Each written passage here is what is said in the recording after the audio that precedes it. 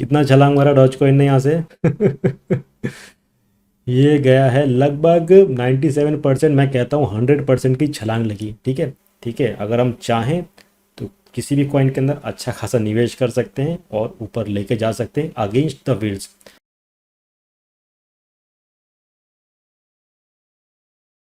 Hello friend, मैं जिया आप सभी का स्वागत करता हूं आपके अपने चैनल ओपन फॉर प्रॉफिट में। और दोस्तों, आज के इस सेशन में हम बहुत ज़बरदस्त इंटरेस्टिंग टॉपिक के ऊपर डिस्कस करने वाले हैं कि क्या छोटे ट्रेडर्स बड़े ट्रेडर्स या वेल्स या बड़ी बड़ी इंस्टीट्यूशंस को पछाड़ सकते हैं। क्योंकि हमने यही देखा है स्टॉक मार्केट के अंदर या वॉल स्ट्रीट्स के अंदर कि वो चाहें तो मार्केट को मैनिपुलेट कर सकते हैं, लेकिन अगर छोटी मछलियां आप और हम जैसे अच्छा खासा अगर पैसा कमा रहे हैं और मार्केट के मूव हम अपने हिसाब से बना रहे हैं और वो वहाँ पे फेल हो रहे हैं, तब वो क्या करते हैं, ट्रेडिंग को हॉल्ट करते हैं।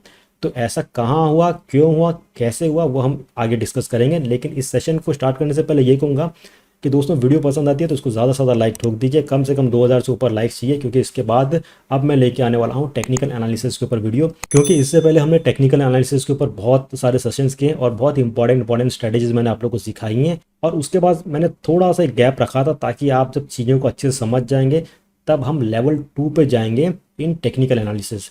तो अब जो मैं सेशंस लेके आने वाला हूँ टेक्निकल एनालिसिस के ऊपर, वो होगा लेवल 2 का। ठीक है, हम थोड़ा सा और एडवांस सीखेंगे। ठीक है, तो वीडियो को ज़्यादा से ज़्यादा लाइक ज़रूर देना, और चैनल पर नए हैं तो प्लीज़ सब्सक्राइब बटन पे क्लिक कीजिए, बेल पे, ऑल पे, ताकि जो भी इंपॉर्टेंट नोटिफिकेशंस हैं वो आप लोग से मिस ना हो। ठीक है, तो सेशन को आगे कंटिन्यू करेंगे। उससे पहले फटाफट आपको ऑक्टाफेक्स के बारे में बता देता हूँ, MT4 के बारे में बता देता हूँ, किस हिसाब से ट्रेड करना है। कल जो हमने ट्रेड ली थी वो अच्छा खासा यहाँ पे प्रॉफिट में चल रहा है। आप $25 मांगते हैं, आप यहाँ पे देख सकते हैं लमसम 110-120 के आसपास प्रॉफिट चल रहा है, और ये $200 तक भी गया था। But I am still holding these trades because मुझे पता है कि आगे प्राइस अच्छा खासा ऊपर जाएगा। आपको ऑक्टाफेक्स पे अकाउंट क्रिएट करना है अगर आप चाहते हैं कि आपको फॉरेक्स के अंदर ट्रेड करना है, देन यूएस के कुछ इंडाइसेस हैं उसके ऊपर ट्रेड करना है, या क्रिप्टो के अंदर ट्रेड करना है, तो आप ऑक्टाफेक्स के ऊपर कर सकते हैं। अब यहाँ पे अलग अलग ऑप्शंस हैं ट्रेड करने के लिए, जैसे कि ट्रेडिंग प्लेटफॉर्म्स हैं। अगर आप वेबसाइट पे जाके करना चाहते हैं तो वेब प्लेटफॉर्म को सिलेक्ट करना है। डेस्कटॉप एप्लीकेशन डाउनलोड कर सकते हैं, उस पर कर सकते हैं, एंड्रॉयड पे कर सकते हैं, और आईफोन के ऊपर भी कर सकते हैं। ठीक है, यहाँ पे दिया हुआ है। और यहाँ पे मैंने लास्ट टाइम जो एक वीडियो बनाई थी, मेरे ख्याल से कल या परसों ही बनाई थी, वहाँ पे मैंने कहा था कि मैं एक नीचे की पोजीशन पे मैंने बाय के ऑर्डर डाल के रखे हैं, क्योंकि अगर यहाँ पे आएगा तो थोड़ा बहुत चांसेस है कि प्राइस वापस से ऊपर जाए, 32,000 के आसपास जा सकता है BTC, और इथेरियम है जो वो वापस से 1350 के आसपास जा सकता है। तो हम यहाँ पे क्विक स्कैल्पिंग प्रॉफिट कर सकते हैं। यहाँ पे मैं अगर क्लिक करता हूँ तो आप देख सकते हैं डेट भी दिया हुआ है 27 जनवरी, और यहाँ पे भी 27 जनवरी। ओके, अच्छा खासा ऊपर जाएगा, तो मैं इसको यहाँ पे प्रॉफिट बुक नहीं कर रहा हूँ, मैं इसको होल्ड करके रख रहा हूँ। ठीक है, और कल एक चीज़ और मैंने आपको चार्ट से बताई थी, इफ़ यू रिमेंबर, कि जब ग्रीन और रेड लाइन अगर ऊपर से नीचे की तरफ आते हैं तो क्या करना चाहिए था, सेल करना चाहिए था। तो आज भी देख लीजिए 28 तारीख है, पहले ग्रीन पार हुआ, उसके बाद हमने वेट किया कि रेड ऊपर से नीचे आता है कि नहीं आता है, तो रेड वाली भी लाइन नीचे आई, यानी कि प्राइस यहाँ पे था, हमने शॉर्ट। अभी यहाँ पे क्या है, ओवरसोल्ड के नीचे नहीं आया, उससे ऊपर ही है, तो हमको इंतज़ार करना है, हमको यहाँ से कुछ लॉन्ग पोजीशन नहीं करनी है। अगर यहाँ से आपने लॉन्ग पोजीशन की होती तो आप देख सकते हैं यहाँ पे गड़बड़ी हो रही है। ओके, तो वी हैव टू वेट कि ओवरसोल्ड के नीचे आ जाए। जैसे यहाँ पे देखो आप, ओवरसोल्ड के प्राइस नीचे आया, उससे पहले प्राइस थोड़ा ऊपर था, तो अगर आप गलती से यहाँ पे अगर लॉन्ग ओपन करते तो यहाँ फंस जाते, नुकसान हो जाता। ठीक है, तो स्ट्रैटेजी बहुत बढ़िया है, बहुत बढ़िया सेटिंग है, इसको पकड़ के भी आप MT4 के ऊपर फॉरेक्स के अंदर ट्रेड कर सकते हैं, अच्छा प्रॉफिट कमा सकते हैं, क्रिप्टो के अंदर भी प्रॉफिट कमा सकते हैं। ये मैंने बहुत सिंपल सेटिंग बताई है, सिंपल स्ट्रैटेजी है, बस इसको ऊपर और नीचे देख के ट्रेड कीजिए।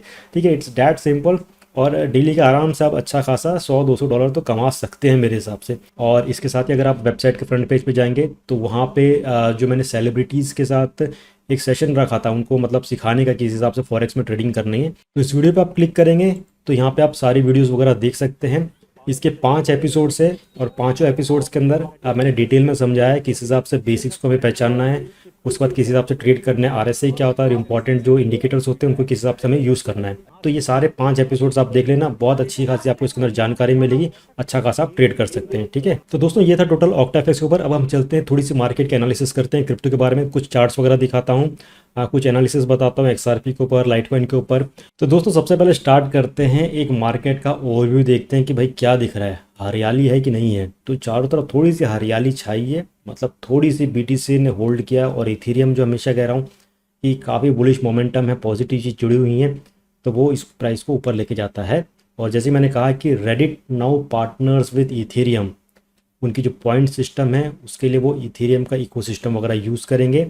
तो डेट्स वाई पॉजिटिव न्यूज़ आई है, तो मार्केट में वापस से थोड़ी सी चढ़ाई हुई है और इथेरियम जो है लगभग 5% के आसपास उछाल है। राइट नाउ 13-14 के आसपास ये ट्रेड कर रहा है और BTC 31,295 के आसपास ट्रेड कर रहा है। तो BTC ठीक ठाक है, कुछ इसमें तब्दीली नहीं है कि एक अच्छा खासा प्रेशर ऊपर की तरफ आ रहा है। तो right now we have to focus on Ethereum और उसके साथ जो और भी कॉइन्स हैं जैसे कि इथेरियम ब्लॉकचेन के ऊपर है, डिफाई के कॉइन्स हैं, उन सब के ऊपर हमें नज़र डालनी है। BTC का मैंने आपको बताया कि जो ट्राइंगल है जब तक उसके अंदर है तो रिस्क वाला जो कॉल है वो आप उठा सकते हो, अदरवाइज अब you have to wait for the breakout. ठीक है, तो दूसरी चीज़ हम देखते हैं लिंक, जो मैंने कहा था कि $25 के आसपास वापस टच करेगा, तो अभी 24 है, 25 टच भी कर गया है। और उसके बाद से आवे जो है 295 के आसपास चल रहा है, यूनी जो है 14 के आसपास चल रहा है। ओके, यूनी में मैं कहूँगा अभी थोड़ा सा इंतज़ार करना क्योंकि बहुत लंबी छलांग लगी है, तो उसमें थोड़ा सा वेट करना। तो जितने भी ऑल्ट कॉइन्स हैं वो बस मौके की तलाश में रहते हैं कि कहीं पे थोड़ी सी एक सिग्नल मिल जाए, इथेरियम थोड़ा सा स्टेबल हो जाए, उसके बाद ये सब हरे निशान में हो जाते हैं, 10-10, 15-15% ऊपर हो जाते हैं। ओके, दूसरी चीज़ जो हमें यहाँ पे नज़र डालनी है वो है डोमिनेंस की।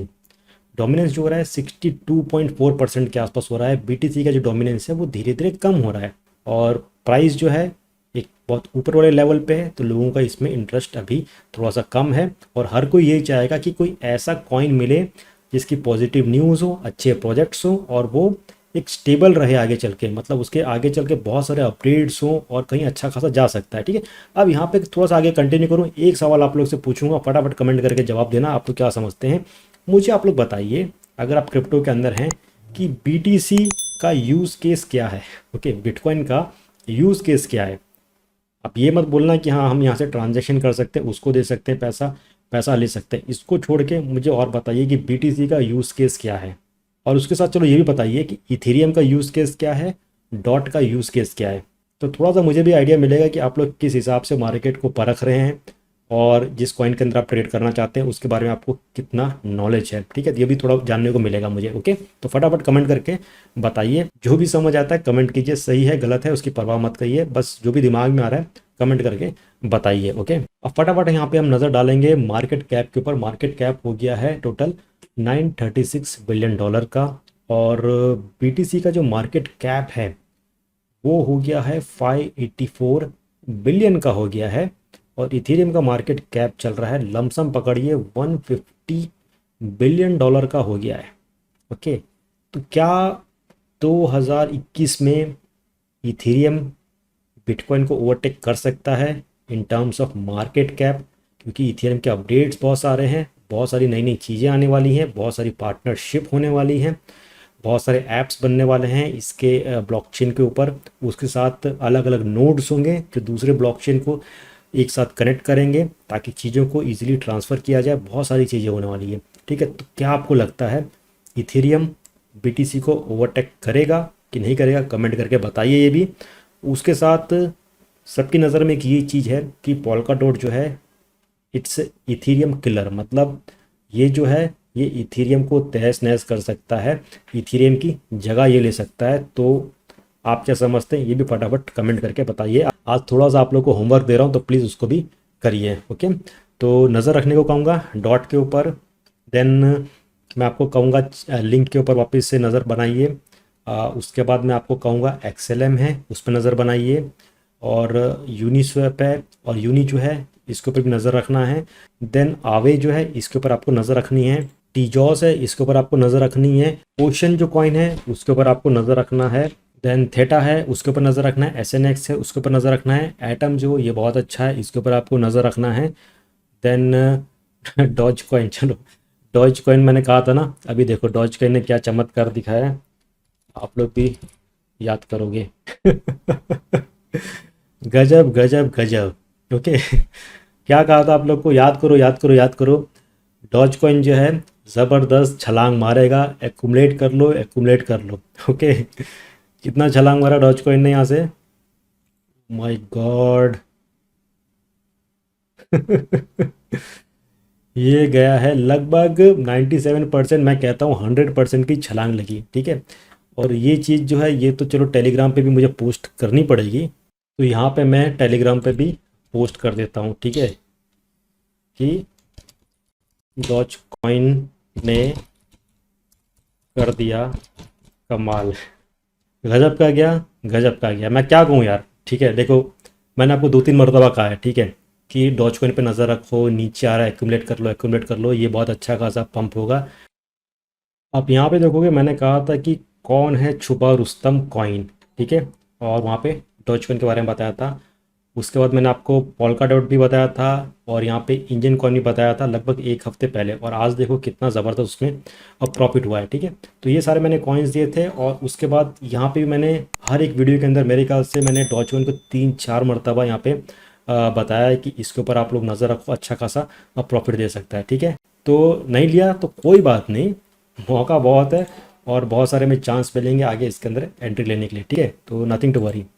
अब नेक्स्ट हम बात करते हैं लाइट कॉइन के बारे में, बात करते हैं लाइट कॉइन का। जब लास्ट टाइम जो प्राइस कहाँ चल रहा था, मेरे ख्याल से 1-2 दिन पहले 122 के या 124 के आसपास चल रहा था। आपको क्या टारगेट दिया था, 133 ऊपर की तरफ जा सकता है, और अगर नीचे आता है ब्रेकआउट करता है then you should go for 116 या 112 के आसपास। प्राइस यहाँ से हिट करके वापस से ऊपर की तरफ गया, और आप देख सकते हैं इसने टारगेट कितना टच किया, 131 टच किया है। 133 से $2 कम हो गए, लेकिन अच्छा खासा यहाँ से ऊपर गया, और राइट नाउ इसका जो मैं टारगेट पकड़ रहा हूँ अभी 135 पकड़ रहा हूँ, और उसको अगर ब्रेक करता है तो we can see its price near around 146। लेकिन साथ में यही कहूँगा कि BTC जो है ना वो बहुत चुपचाप घूम रहा है, ठीक है।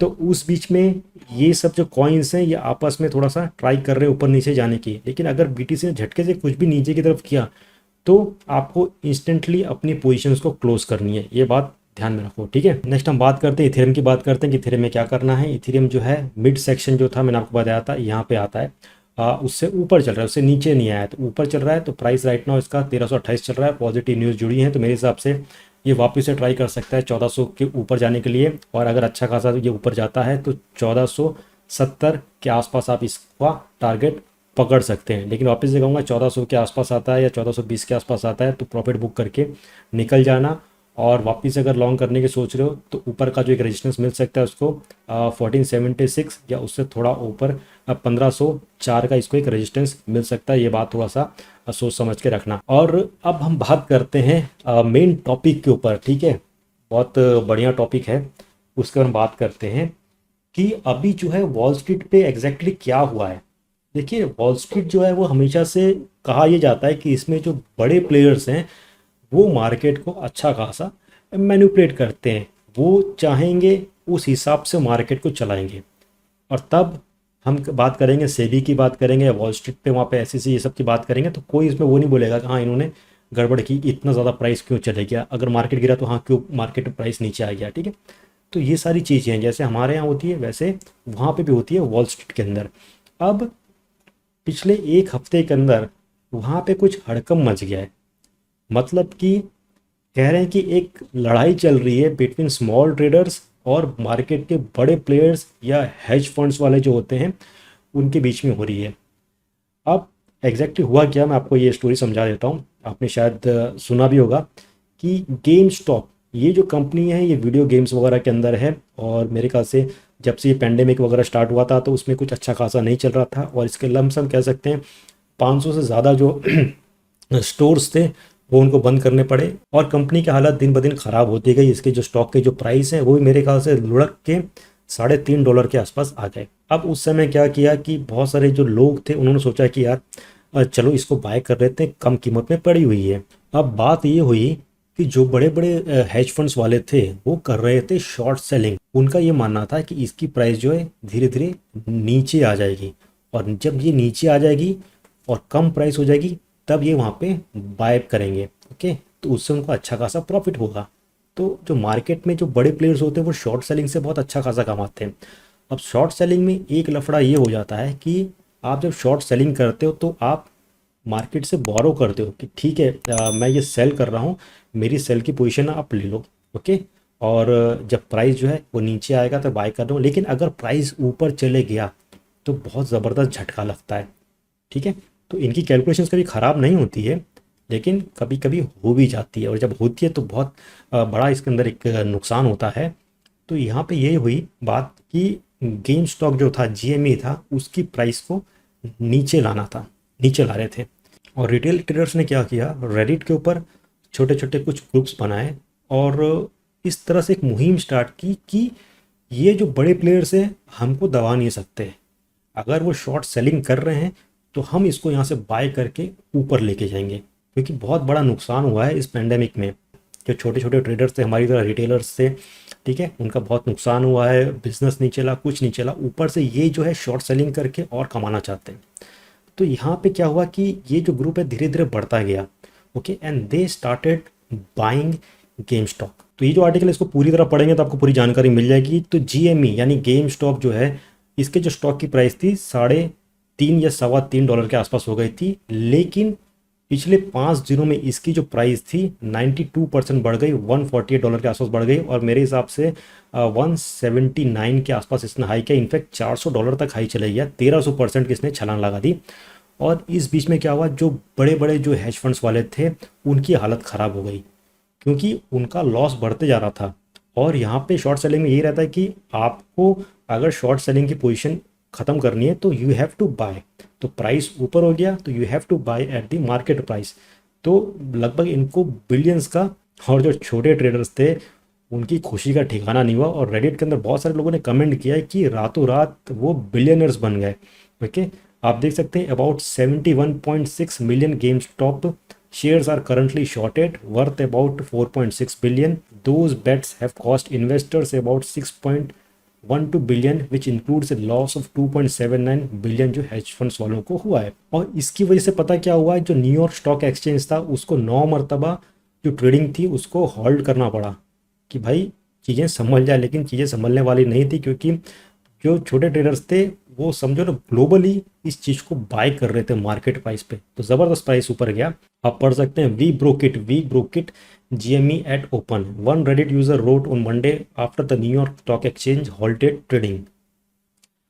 Another loser in Melvin Capital Management, a hedge fund that has lost 30%। और यहाँ पे रेडिट का ये जो पेज था वॉल स्ट्रीट बेट्स करके, इस पे मतलब मैसेज का तूफान उमड़ पड़ा, क्योंकि अभी भी आप देखोगे कि गेम स्टॉप जो है इसका 420 के आसपास इसका प्राइस चल रहा है, और वापस से इसमें 21% की उछाल हुई जैसे ही मार्केट ओपन हो रहा है 7 बजे के आसपास, ओके। क्रिप्टो के अंदर भी जो बड़ी वेल्स हैं जो हम लोग को दबा देती है, ठीक है, जब चाहे प्राइस को मैनिपुलेट कर देती है, ऊपर नीचे कर देती है, तो उसको भी कुछ हद तक रोका जा सकता है if we all get united, ठीक है। अगर हम चाहें तो किसी भी कॉइन के अंदर अच्छा खासा निवेश कर सकते हैं और ऊपर लेके जा सकते हैं अगेंस्ट द विल्स। मैं ये नहीं कर रहा हूँ कि मार्केट को मैनिपुलेट करना है, ये करना है, वो करना है। हम ये कर सकते हैं कि किसी भी अच्छे कॉइन की प्राइस को गिरने से बचा सकते हैं। तो इसके ऊपर आप लोग की क्या राय है कमेंट करके ज़रूर बताना, ठीक है। यहाँ पे आप पढ़ सकते हैं, बहुत ज़बरदस्त कमेंट्स है। It's not about the money, it's about sending A message. Message किसको? वॉल स्ट्रीट के जो व्हील्स थे उनको मैसेज देने के लिए कि भाई आप ही नहीं मार्केट चला सकते, हम भी मार्केट चला सकते हैं और बहुत ज़बरदस्त चला सकते हैं, ठीक है। उसी तरह से आप और हम मिल जाए तो हम भी क्रिप्टो के मार्केट को अच्छा खासा चला सकते हैं। तो दोस्तों इस सेशन को यहीं ख़त्म करता हूँ, इस वीडियो को यहीं पे वाइंड अप करता हूँ। वीडियो पसंद आया होगा तो ज़्यादा से ज़्यादा लाइक ठोक दीजिए, 2,500-3 हज़ार ठोक दीजिए, ओके। और चैनल पर नए हैं तो प्लीज़ सब्सक्राइब बटन पे क्लिक कीजिए, बेल आइकन पे क्लिक कीजिए ऑल पे, ताकि जो भी इंपॉर्टेंट नोटिफिकेशन होती हैं वो आप लोग से मिस ना हो। और हमारा ट्विटर को ज्वाइन कीजिए, टेलीग्राम को ज्वाइन कीजिए, फेसबुक है, इंस्टाग्राम, सब जगह ज्वाइन कर लीजिए, ताकि कोई भी इंपॉर्टेंट अपडेट्स आप लोग से मिस ना हो, ठीक है। तो मैं आगे भी आप लोगों के लिए अच्छी अच्छी वीडियोज़ लेके आऊँगा, एनालिसिस के ऊपर लेके आऊँगा, क्रिप्टो के ऊपर लेके आऊँगा, फॉरेक्स पे, स्टॉक मार्केट के ऊपर लेके आऊँगा, ताकि आपको ऑन टाइम सारी अपडेट्स मिल सके। तो दोस्तों अभी तक के लिए बस इतना ही, जल्द मिलेंगे, तब तक के लिए take care, have a great day.